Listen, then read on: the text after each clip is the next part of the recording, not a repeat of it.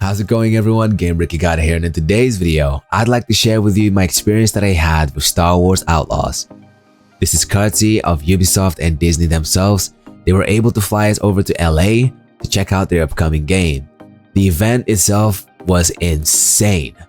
Insane. I had the most amazing time over there, man. They really took care of your homie here. I was able to play the game for 4 straight hours. All recorded gameplay was mine, and I'm going to be able to share that with you today. So if you're enjoying what you're hearing so far and are excited about the game, then hit that follow, like, subscribe, and stay tuned for more because we are going to be covering it. So without further ado, thank you once again, Ubisoft and Disney. Let's get right into this. Do you have what it takes, scoundrel?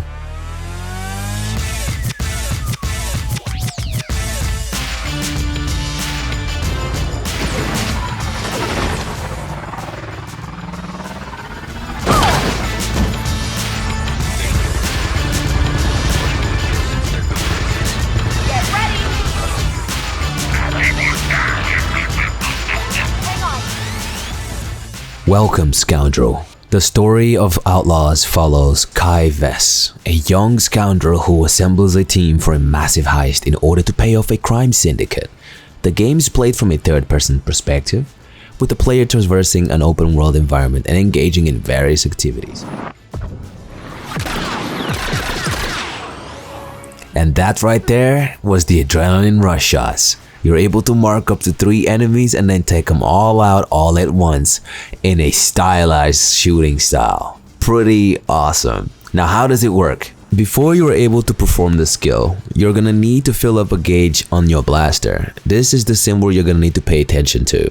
And once that gauge underneath it is completely filled up, then you can unleash the skill. And as Kai, your main weapon is the blaster, so you have customization tools that allows you to modify how these weapons look. And you can even pick up other enemy weapons and use it against them. And of course, you can also change Kai's look. I'm not too sure on Nick's, but Kai, you can definitely change her clothes. And as you play the game, there will be syndicates that you're going to be doing favors for. And depending on your reputation with them and their clan, you will unlock rewards. And these rewards include outfits, perks, such as weapon perks, and I do wonder if there'll be like a set that focuses solemnly in just like being in the front lines and guns blazing, never doing stealth, or vice versa, or maybe just focuses on stealth. I'm pretty sure there will be, but what I've seen so far looks promising. But check these other sets out from all these other syndicates. But do be careful when doing favors for these syndicates, because you may hinder your chances of becoming a good partner to the others, which means it will reduce your reputation with them. So what I do recommend is take a look at the ones that you'll like the most, and then make sure you just focus on that specific syndicate, increase their reputation. Once they're maxed out, pick up the loot, and then you can tell the syndicate to take a walk. And then after that, what you do is focus on the others, pick up the loot, and do the same thing. You just gotta reciprocate everything I just told you, and you'll get every single weapon and armor in existence in this game. I think that's the way. If not, then I could be wrong. But the game's not out yet, and I didn't only play 4 hours after all. So we'll have to wait and find out. And also, each set bonus does differ from the other. Of course, that is a no-brainer, but what I mean is bear in mind what build you're gonna go for here. So if you're gonna go for like stealth, then sure, go for that. If you want to go for blending in, maybe even go as one of the Imperial Army lot, then sure, go for that, you know? I really do hope they take into consideration all these things that I'm stating right now. You guys know I suck at stealth. I do not like stealth whatsoever. I do, although am the Lord of chaos. I do like chaos. I'm the type of guy to be in the front lines causing ruckus. That's me. I need a set that benefits my playstyle. That would be really good. Really, really good. Now, is this Gorlock the Destroyer? I'm quite unsure who this man is. I don't remember seeing him in Star Wars universe at all. Honestly, guys, I do not remember Star Wars very well either. But damn, who's this man? Who is this? God, it's so ugly.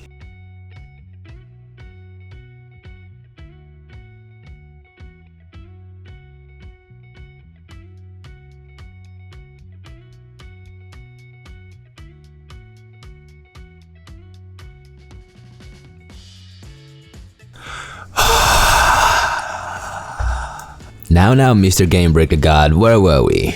Let's talk about the difficulty of this game. I've spoken about Kay and her weapons and some things here and there, but we didn't really touch the difficulty of the game. How does it fare with other shooters? And to be honest, this game's gameplay is pretty unique. It kind of reminds me of Tomb Raider, to think of it, but that is, you know, maybe I might even punching myself out of water here, but yeah, that's the closest thing I can think of it. But the difficulty in this game is ridiculous.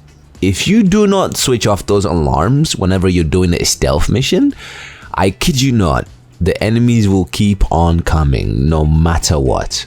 So you really need to disable those alarms if you want to get through the stealth missions without getting spotted and being sent to the beginning of time. That's how it felt with this mission. It's not as bad, but that's how it feels. This one though is a stealth mission / combat mission if you want to, but if you do want to go guns blazing on this and still make it to the waypoint, sure, go for it. It's not recommended because obviously the unlimited amount of enemies you're gonna face because of the alarms, but you are able to do so. But the previous one I was showing you, the mission required you to solemnly do stealth. You could take them out, you could take out the NPCs if you wanted, but you'd be prone on getting caught in the crossfire here because as you're taking down an enemy, others will approach you and then catch you, of course, and then you are sent back in time again. Not pleasant at all, I tell you that now. I see a lot of people raging in this and the game's not even out yet. I hope to God they allow us to go guns blazing if we want to, but for the time being, man, I know people are gonna struggle on this. But turns out I was actually going the wrong route here.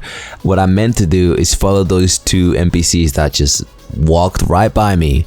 I was meant to follow them around and it would have made it so much easier. There's a whole path in there that just has way less enemies and is so obvious, but I ignored them and I just went on about my own life, you know, thinking, let me not follow what the game's telling me and actually use my brain here, think outside the box and see if I can find anything cool.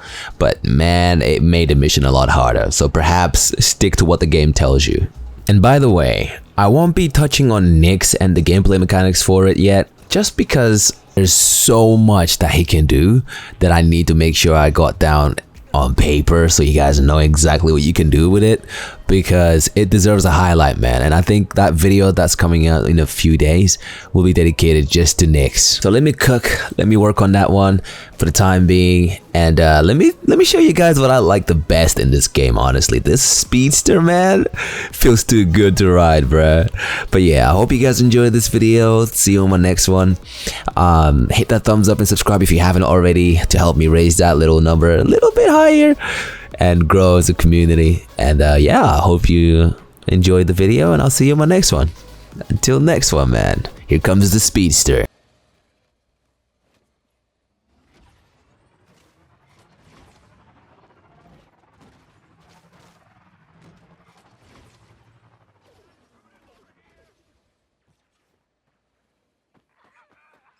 Attention assault troops. I want a full sweep of the camp. Finish off any remaining pirates and find those stolen supplies. I bet they won't even notice if some of those supplies go missing. Make them pay! Restricted area! Sounds like watch out!